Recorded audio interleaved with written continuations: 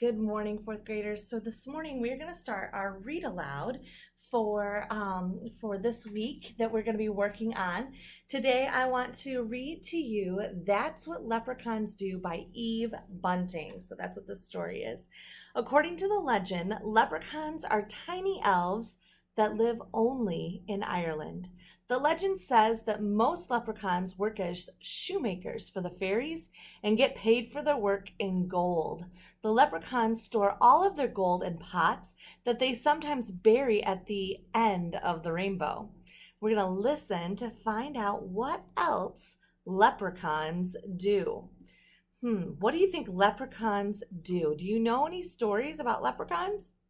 One of my favorite authors is Eve Bunting, and she not only has done this book, but she has done lots and lots of other really, really great books.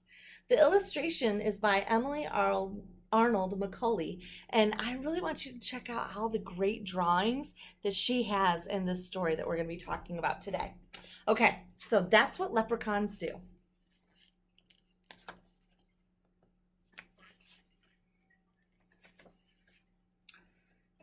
The three leprechauns sat under the chestnut tree. Ari looked up at the cloud-filled sky. "It's coming," he said, "and there's work to be done." What does Ari think is coming? And what clues in our illustration support our prediction? So what is Ari thinking might be coming?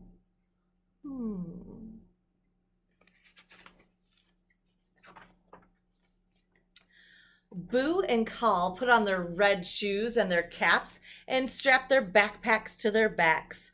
"We're ready," Boo said, "but why is it always us that has to put the pot of gold at the end of the rainbow, especially since not a single soul ever finds it?"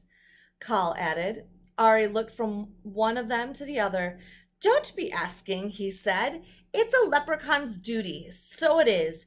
And fellows, remember, it's coming, so there'll be no time for mischief along the way."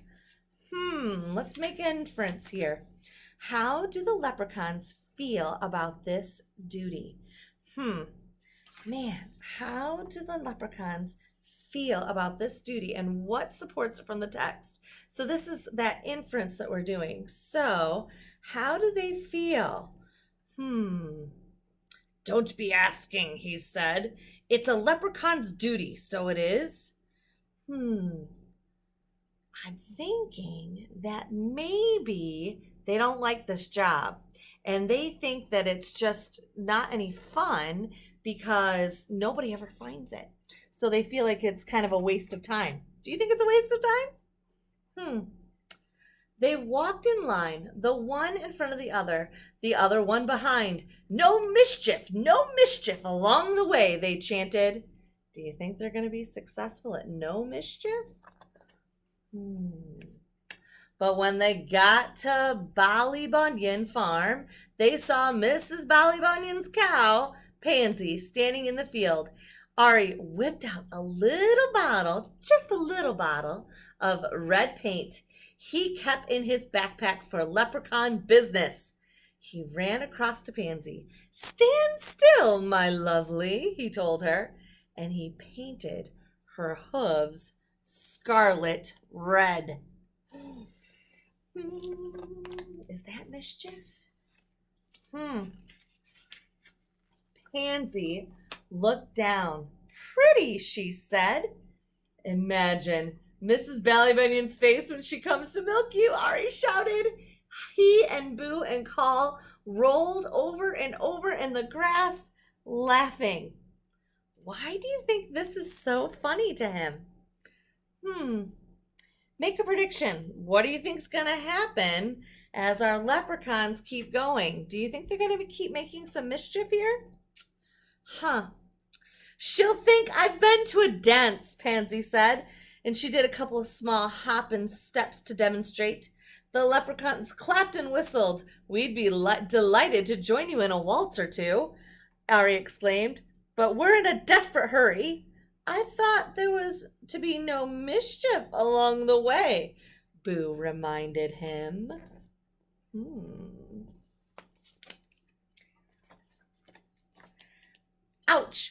sure, but I couldn't help myself.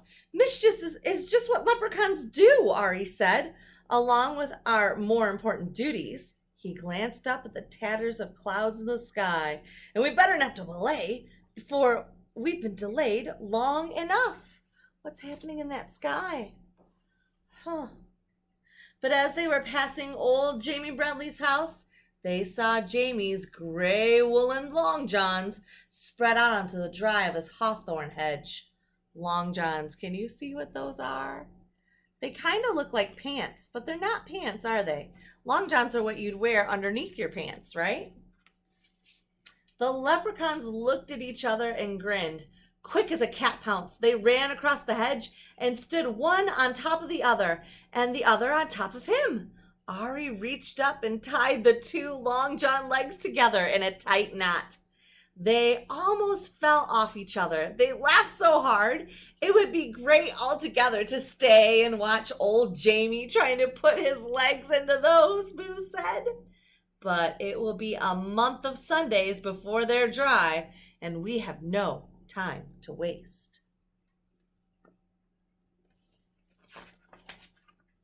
They took a few minutes to somersault across Liam McGabe's garden.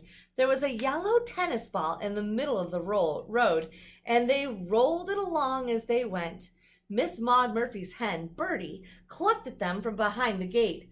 "Bertie," Ari asked, "would you be doing us a favor? Could we trundle this ball up to your nest? And could you sit on it for us? It'll be the great joke on Miss Maud Murphy when she comes out to gather your eggs." Trundle. Trundle's a new word.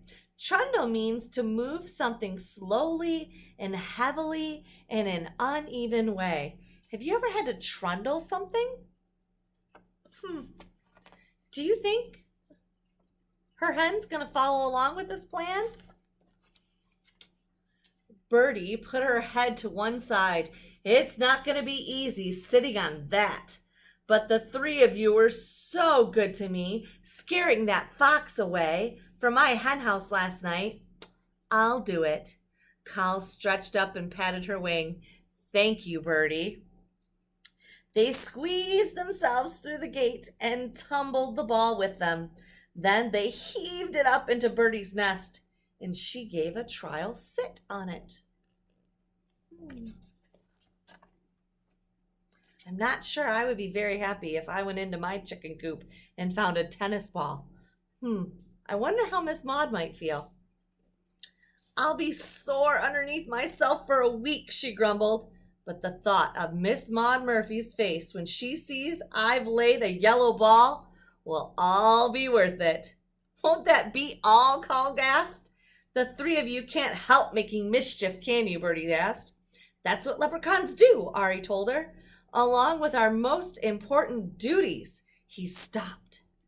Is that spitting of wet that I feel? 'Tis Boo stared up at the sky, where the sun was flickering through heavy clouds. A thin, cool rain had started to fall. "Hurry, hurry," he ordered. "It's come. We can't be late." They pulled their green slickers from their backpacks and settled their caps low onto their ears. Anybody seeing them racing along the road would have taken them for green leaves, but they were leprechauns and they had work to do. "Get them, boyos, get them ready," Ari said.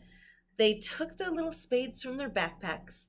Then they stopped for a minute to look up at the rainbow, blue and green and yellow and pink, that was arched halfway across the sky. "There it is," Ari said with satisfaction. "Come on!" I don't know if you can see them. They're very tiny right here. They would look like leaves. They dashed across Pattywhacker's bog, found a place where they kept the pot of gold buried for just such a rainbow occasion, and dug it up. Ari stood in the middle of the bog. "Here," he said. The three of them placed the pot of glittering gold in just the right spot and watched the rainbow curve itself all the way down till it ended on top of the pot. Do you think they're happy? What do you think they're feeling right now? The leprechauns settled themselves to wait. They tootled some grass stalk music, threw raindrops at each other, and ate rose hips that they brought for snacks. They waited long. Do you think anyone came? Why do you think? Nobody came. Once again, nobody came. You'd think somebody would find it, Cole complained. Somebody will someday. Ari said. Maybe we should put up a sign, Boo suggested. Pot of gold, this way. No, Ari said. That's not how it's done. There's a bit of magic to the finding, and a bit of luck, and a bit of imagination, too. That gold's waiting for just the right person. The rain had stopped. The sun went behind a cloud. The rainbow shortened itself and then disappeared. No use waiting any longer. Carl took off his cap and wrung the wet out of it. If we hurry, we could be in time to see Miss Maud Murphy discover Bertie's big yellow egg, he said. Boo laughed. Won't that be a great thing to see? All right then, Ari said. We'll put a rush on this. They buried the pot again in its usual place. Ari patted the smooth down bog dirt. Don't worry, Pot, he whispered. We'll be back to get you on the next rainbow day. Now we're off again to see what the new mischief is that we can find. For besides our important duties, that's what leprechauns do. Do you know what a bog is? Bogs are great places where we might call it a swamp, where lots of great animals live. Oh, do you think Miss Maud looks very happy? What do you think about those leprechauns? Do you think they're laughing? About leprechauns. According to legend, the leprechaun is a tiny elf found only in Ireland. Most leprechauns are shoemakers to the fairies who pay them gold for their work. The leprechauns, or little people, store their gold in pots and often bury one at the end of a rainbow. Since leprechauns love more than anything to play tricks, this may just be one. The gold at the end of the rainbow has not been discovered yet. But if you find a leprechaun and pick him up, he must tell you where his gold is hidden. That is the leprechaun law.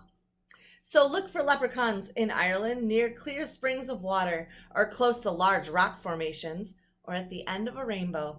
Listen for the sound of tiny hammers tapping or elfin pipes piping as small voices sing a fairy song. And maybe, just maybe, you will find a leprechaun's pot of gold. The end. I hope you enjoyed our story about what leprechauns may do. There are a few worksheets that I'll be sending out each day for you to work on to learn a little bit more about Ireland and a little bit more about leprechauns. I hope you have a great week. Thanks so much for listening.